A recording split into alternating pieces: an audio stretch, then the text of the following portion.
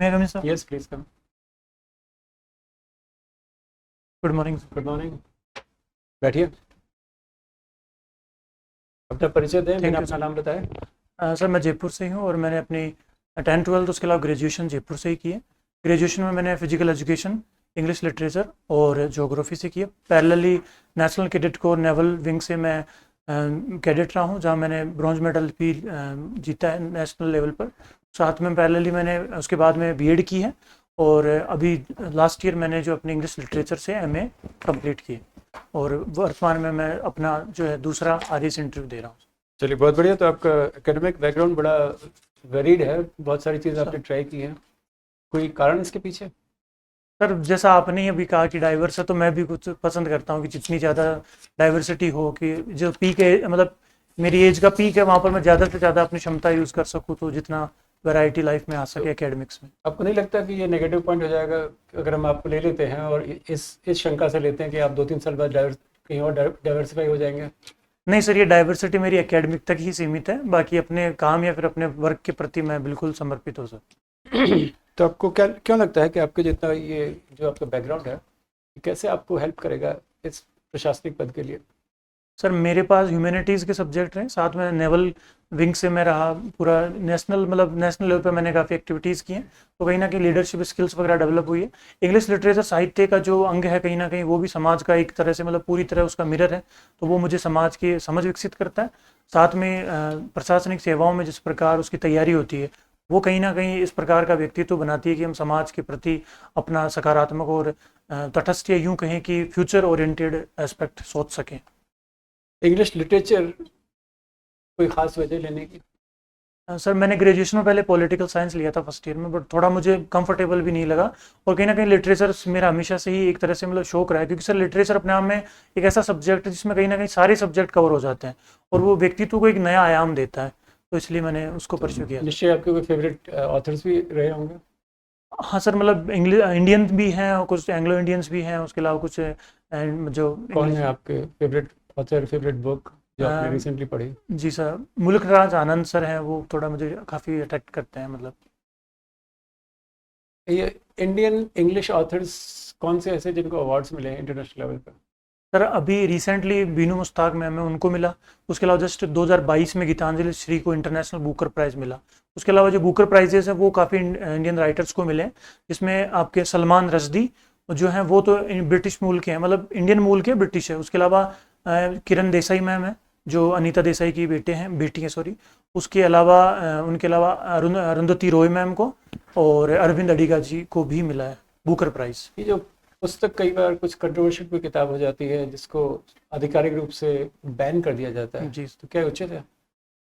Sir कहीं ना कहीं, क्योंकि साहित्य जो है कहीं ना कहीं समाज को प्रेरित करता है, और साहित्य अगर कुछ मामलों में कुछ ऐसे पॉइंट डिलीवर कर दे जो कहीं ना कहीं समाज को ही आघात पहुंचा दे, तो कुछ सीमित मात्रा में इसके लिए जो हम ये देख सकते हैं, क्योंकि सर अभिव्यक्ति अपने आप में एक सीमित है. हम जैसे संविधान की भी बात करें तो वहाँ पर भी कहीं ना कहीं उस अभिव्यक्ति पर समाज या फिर लोक व्यवस्था सबसे बड़ा पॉइंट आता है, तो वो कुछ मामलों में सर एक सीमित स्तर तक कुछ. ये थोड़ी विडंबना नहीं कि वही पुस्तक अन्य देशों में बैन नहीं होती और हमारे यहाँ बैन हो जाती है, या उल्टा हो जाता है? हाँ सर, अगर मैं रेफरेंस लूँ सलमान रश्दी की जो बुक है मिडनाइट चिल्ड्रन, वो बेसिक रूप से थोड़ा इस्लामिक स्टेट्स में बैन है. इंडिया में भी हालांकि उसको पूरी तरह बैन भी नहीं किया गया, ना उसको सरकार ऑथराइज करती, तो कहीं ना कहीं सर ये बेसिक रूप से सोसाइटी पर डिपेंड है कि सोसाइटी की आइडियोलॉजी से कितना मैच करती है वो बुक.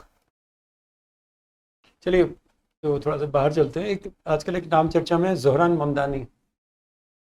नहीं सुना सर, आपने? नहीं सर, मैं नहीं सुना, कोई बात नहीं. अभी हाल ही में आर्कियोलॉजिकल सर्वे ऑफ इंडिया ने कुछ राजस्थान में कुछ खोज की है. सर अगर मैं बाड़मेर तरफ जाऊं तो वहाँ कुछ हो सकता है बाड़मेर में? कहाँ पर बाड़मेर में ऐसा कुछ? सर यूरेनियम तक का मुझे पता है, जो खंडेला एरिया था वो. आर्कियोलॉजिकल सर्वे ऑफ इंडिया की बात कर ओह सॉरी सर, कुछ जैन मूर्ति या फिर कुछ मिला है, मुझे 1-1.5 महीने पहले की बात है, पर मैं रिकॉल नहीं कर पा चलिए, रहा. कोई बात नहीं, जाने दीजिए. और एक्सियम 4 मिशन जो कि चर्चा में है, क्या है ये, और हमारा क्या इंटरेस्ट है इसमें? सर ये एक्सियोम नाम की एक प्राइवेट स्पेस एजेंसी है, उसका 4th मिशन है, जो विशेष रूप से इंटरनेशनल स्पेस सेंटर है वहाँ पर एस्ट्रोनॉट्स जो हैं उनको मतलब कुछ टाइम के लिए वहाँ पर माइक्रो ग्रेविटी जैसे कुछ पॉइंट है उन पे स्टडी करने के लिए भेजा गया। भारत के संदर्भ में group captain Shubhanshu Shukla sir जो हैं वो इस मिशन में शामिल है और वो परसों ही जो है वहाँ पर ISS में पहुँचे हैं। चलिए, और कितने दिन रहेंगे वहाँ? सर ऐसा सच मैं रिकॉल नहीं कर पा रहा, शायद 1-2 महीने का है, मतलब अगर मैं कल उनकी बात हुई थी मोदी सर। जी से, कोई क्या बात हुई थी, कुछ विशेष बात हुई इसमें? तो मोदी जी ने एक चीज़ पूछी थी उनसे कि भाई अंतरिक्ष से भारत कैसा लगता है, तो उन्होंने कहा था कि बहुत अद्भुत है। उसके अलावा कुछ वीडियो कॉन्फ्रेंस में वो जब थे ISS पे तो उनके जस्ट पीछे इंडियन फ्लैग भी था। और यही प्रश्न आज से बहुत साल पहले पूछा गया था तत्कालीन प्रधानमंत्री द्वारा। किससे पूछा गया था? सर उनसे पहले राकेश सर जो थे उन वो गए, तो अगर मैं समझ सकता हूँ तो उनसे पूछा गया होगा। और या उनका फिर उत्तर क्या था? सर उसका मुझे चलिए, कोई बात नहीं। किसने पूछा था? हाँ जी, ये जयपुर के हैं आप जो भी सर जयपुर शहर में, जयपुर शहर के आसपास के है वो करीब काफी गांवों का में है वो पंचायत खत्म कर दी गई। क्या इम्पैक्ट आएगा इस पे? सर आप और ये पंचायत हैं खत्म क्यों की गई? सर अभी जो रिसेंट परिसीमन की बात चल रही है, जो जिसमें कुछ तहसील वगैरह भी उठाई गई, अगर वो आप उसके संदर्भ में पूछ रहे हैं तो हाँ हाँ बताइए। सर उसका मेन रीज़न है कि पॉपुलेशन के हिसाब से या फिर जो प्रशासनिक व्यवस्था है उसके संदर्भ में कि कई पंचायतें ऐसी हैं जो या तो बहुत ज़्यादा उनमें कम पॉपुलेशन है, तो साथ की उनमें मर्ज करने के संदर्भ में भी देखा होगा। बाकी सर मैं इस बारे में ज़्यादा अवेयर नहीं हूँ। या फिर कोई जेडीए का रीजन है, वो जेडीए का क्षेत्र बढ़ाया गया है, इस वजह से है वो पंचायतें खत्म की गई हैं? सर मैं अवेयर नहीं हूँ। Aware Sorry. नहीं है। अच्छा अच्छा, चलिए, जयपुर के आसपास नहीं है। ये भारत और कनाडा के बीच में है वो वर्तमान में कैसे संबंध हैं? सर कनाडा में जो प्राइम मिनिस्टर चेंज होने के बाद में अभी थोड़े स्टेबल है। कौन है अभी प्राइम मिनिस्टर है वो कनाडा के?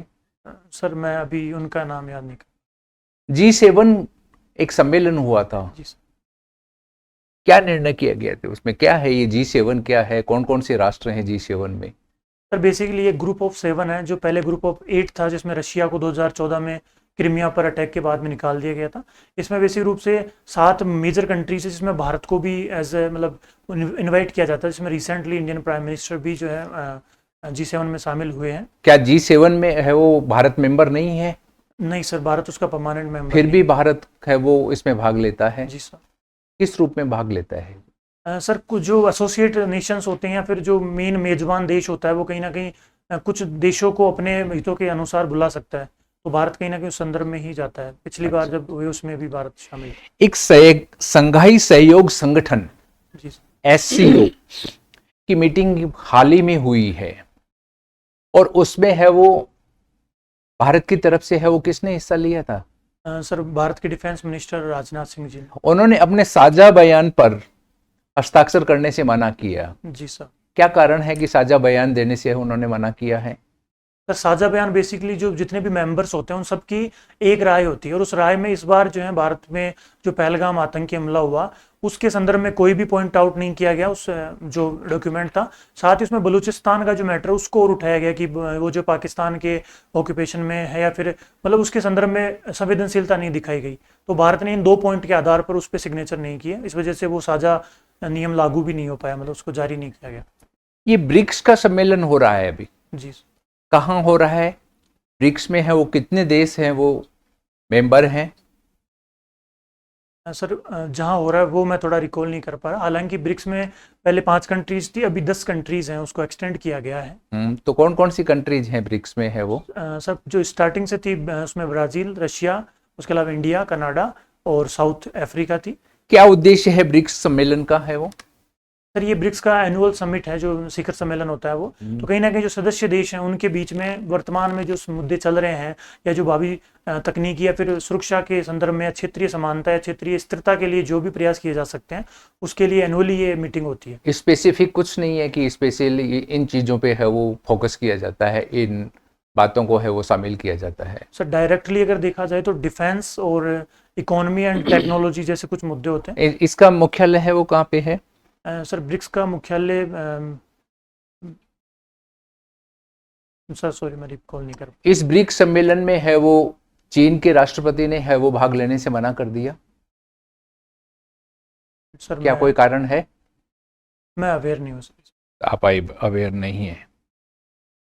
ये नाटो शिखर सम्मेलन हुआ है अभी, इस सम्मेलन का मुख्य उद्देश्य है वो क्या है, और इस सम्मेलन में है वो अमेरिकी राष्ट्रपति डोनाल्ड ट्रंप ने है वो किस चीज पे जोर दिया था? Sir NATO basically North Atlantic Treaty Organisation है। तो जो नॉर्थ एंटार्क्टिक एरिया के जितने भी देश हैं उनकी जो क्षेत्रीय संप्रभुता और उनकी सुरक्षा है उसके संदर्भ में सबसे ज़्यादा इम्पोर्टेंट है। तो डोनाल्ड ट्रंप जो है उन्होंने हर बार की तरह जो रूस यूक्रेन युद्ध है उसके संदर्भ में भी कुछ पॉइंट आउट दिए। साथ ही जो यूरोप और अमेरिका का जो साझा सुरक्षा संगठन है उसको मजबूत करने के कुछ बिंदुओं पर भी चर्चा की।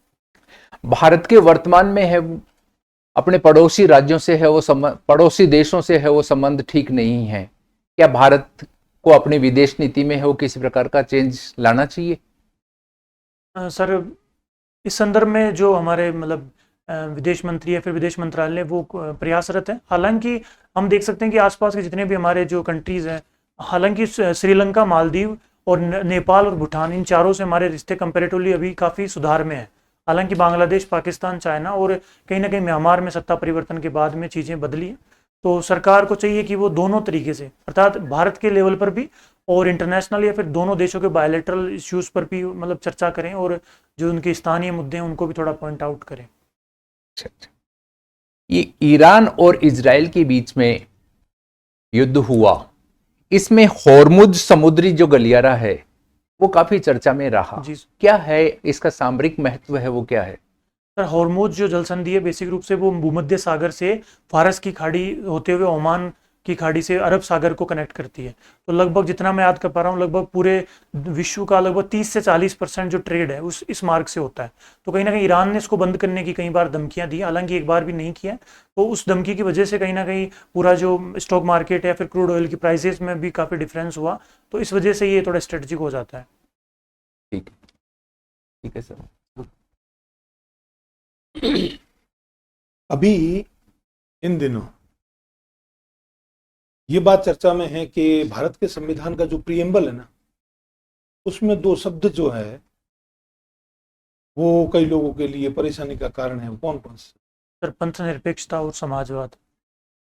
पंथ निरपेक्षता और समाजवाद ये शब्द कब से है संविधान में?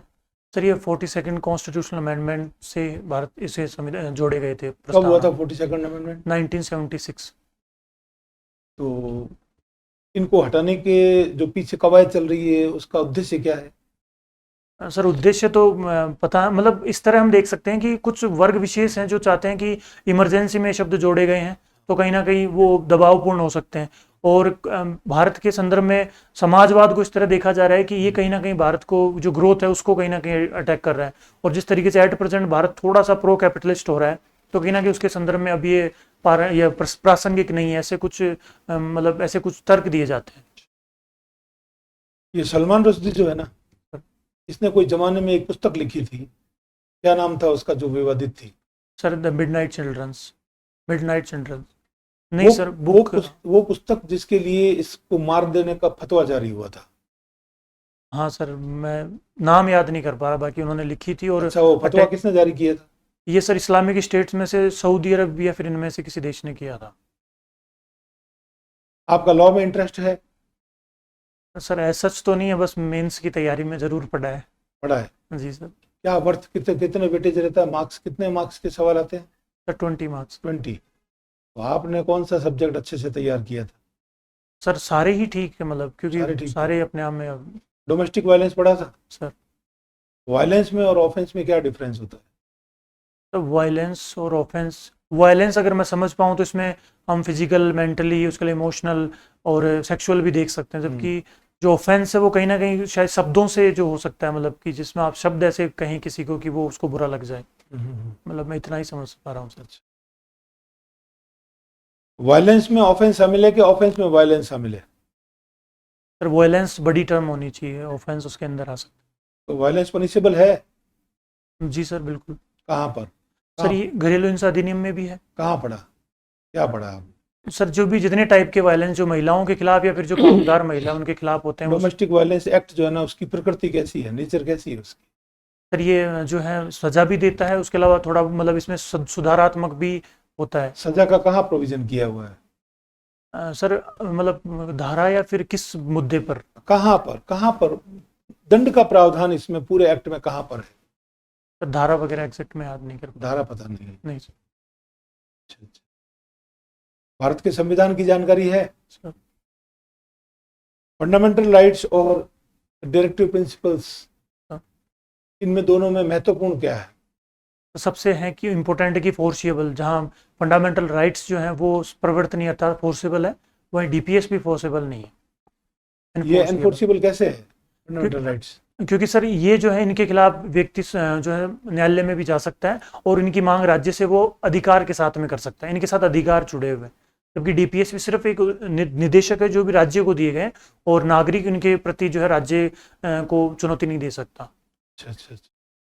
तो मूल अधिकारों का कौन उल्लंघन अतिलंघन करता है कि कोई व्यक्ति कोर्ट में जा सकता है? सर इसमें अगर हम इस संदर्भ को रिट के माध्यम से देखें तो जहाँ 5 रिट आती है तो वो पूरे किसके खिलाफ कौन कौन उल्लंघन करता है आपके मूल अधिकारों का कि आपको ये अधिकार मिलता है कि आप कोर्ट में जाए और इनका प्रवर्तन करवाएं? सर एक तो राज्य के खिलाफ है। राज्य किसे कहते हैं? सर राज्य जो है भारतीय संविधान का अनुच्छेद 12 राज्य की परिभाषा देता है, क्या देता है?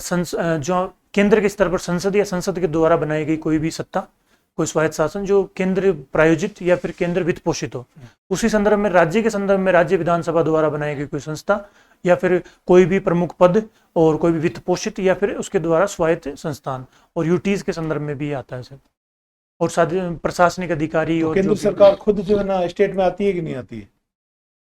सर मैं समझ नहीं पा रहा। राज्य की परिभाषा में आपने बताया ना, तो संसद आती है कि केंद्र सरकार आती है? सर यहाँ राज्य से मतलब स्टेट नहीं है, राज्य से मतलब है जो सत्ताधारी है, जो पूरे भारत के संदर्भ में सत्ता प्राप्त करता है। तो केंद्र सरकार, राज्य सरकार और यूटीज में जो प्रशासक है सब इसके अंदर आते हैं। लोकल अथॉरिटी में कौन है? लोकल अथॉरिटी ऐसी प्राधिकरण है जो संसद या विधानसभा के द्वारा, उसके अधिनियम के द्वारा या फिर किसी विधि के द्वारा बनाई जाती है और उससे वित्त पोषित या फिर उसके द्वारा जो है चलाई जाती है। तो ये लोकल अथॉरिटी स्टेट में आती है? जी सर बिल्कुल। और अन्य प्राधिकारी कौन है? अन्य प्राधिकारी जो मतलब बाद में बनाए गए हैं या फिर वित्त पोषित है या फिर उसमें कुछ अंश सरकार का हो, इतना ही मैं समझ पा रहा हूँ सर इस बारे में। एक सासू है जो अपने बेटे की बहू को उसके पिता से मिलने नहीं देती, तो उसका पिता जो है ना सुप्रीम कोर्ट जा सकता है? सर इसमें 2 डायमेंशन है। एक तो घरेलू हिंसा अधिनियम, अगर हम भावनात्मक हिंसा की बात, मैं सुप्रीम कोर्ट फंडामेंटल राइट के बारे में बात कर रहा हूँ। सर अगर बंदी प्रत्यक्षीकरण भी नहीं, मतलब मैं सर नहीं समझ पा रहा इस पर। ये आपकी हॉबीज आपने लिखी है, माउंटेनियरिंग एंड स्विमिंग। सर ये ट्रैकिंग और माउंटेनियरिंग में क्या फ़र्क होता है? सर ट्रैकिंग एक तरह से हाइकिंग टाइप होती है, इसमें 10, 12, 15 किलोमीटर चला जाता है, जो पहले से ट्रायल फिक्स होते हैं कि इस ट्रायल से ही चलना है। माउंटेनियरिंग बेसिक रूप से माउंटेन को क्लाइंब किया जाता है, जिसमें रॉक्स क्लाइंब हो सकती है, आइस क्लाइंबिंग हो सकती है, ग्लेशियर क्लाइंब हो सकती हमारे माउंटेनियरिंग इंस्टीट्यूट कहाँ पे है सबसे बड़ा इंडिया में? है। सर एक तो नेहरू इंस्टीट्यूट ऑफ माउंटेनियरिंग है, उसके अलावा HMI है, निम्हास है और एक जवाहर माउंटेनियरिंग इंस्टीट्यूट। ये लगभग सारे जो है हिमालयन एरिया में, जहाँ उत्तराखंड में और दार्जिलिंग में है। और इंडिया के हाईएस्ट पीक कौन सी है? सर इंडिया की अगर इंडियन ऑक्यूपाइड कश्मीर की बात करें तो K2 है, माउंट K2। और इंडियन ऑक्यूपाइड कश्मीर क्या है? Sir Pakistan occupied Kashmir. You have to be careful. Sorry sir. उसके बाद में सर कंचनजंगा है जो सिक्किम में है, इंडिया की प्रॉपर जो उसका इंडिया का जो लैंड है उसमें सबसे ऊंची पीक है। ये अब ज्योग्राफी के स्टूडेंट भी कहा जा रहा है कि हिमालय की हाइट बढ़ रही है सर। रिसेंटली कुछ इसको एस्टिमेट किए गए थे इसके हाइट के, क्या था? सर हिमालयन में बेसिक रूप से माउंट एवरेस्ट की बताई गई कि 8,850 मीटर, मतलब 2 मीटर इसकी हाइट इंक्रीज हुई है। कैसे बढ़ गई? सर हम जो है ये गोंडवाना लैंड प्लेट है, तो वो कहीं ना कहीं यूरेशियन लैंड से जो है गोंडवाना लैंड प्लेट है क्या? सर गोंडवाना लैंड मतलब इंडियन, और जो हम जो पूरा उपमहाद्वीप देखते हैं वो उसमें आता है, तो वो यूरेशियन प्लेट से सबमर्ज हो रही है, उस वजह से हमेशा वो जो है मतलब गतिशील है, तो टकराव की वजह से जो है हो रहा है। तो टकराव की वजह से उसकी हाइट कैसे बढ़ रही है? क्योंकि सर ये दोनों मैं नाम याद नहीं कर पा रहा, अभी सारी प्लेट हैं दोनों, वो एक दूसरे से जब इनकी टकरार हो चुकी, लेकिन ये धीरे धीरे अभी भी गतिशील है। तो गतिशील जो है गोंडवाना प्लेट कहीं ना कहीं यूरेशियन प्लेट के साथ में और उसके अंदर सबमर्ज हो रही है। मैं आपकी बात मान रहा हूँ कि टकरा रही है, लेकिन टकराने से हाइट कैसे बढ़ रही है? क्योंकि सर ये जब दो प्लेट्स आपस में टकराती हैं तो कहीं ना कहीं वो पॉइंट आउट होकर ऊपर की तरफ बढ़ती है, ऊपर की ऐसा तरफ। कोई निश्चित नहीं है। पैसिफिक प्लेट है वो भी टकरा रही है अमेरिकन प्लेट से, वहाँ तो हाइट नहीं बढ़ रही। सॉरी सर, मैं इतना ही समझ चलिए पा कोई रहा हूँ। बात नहीं, आपका इंटरव्यू हो गया, आप जा सकते हैं। Thank you sir, thank you sir.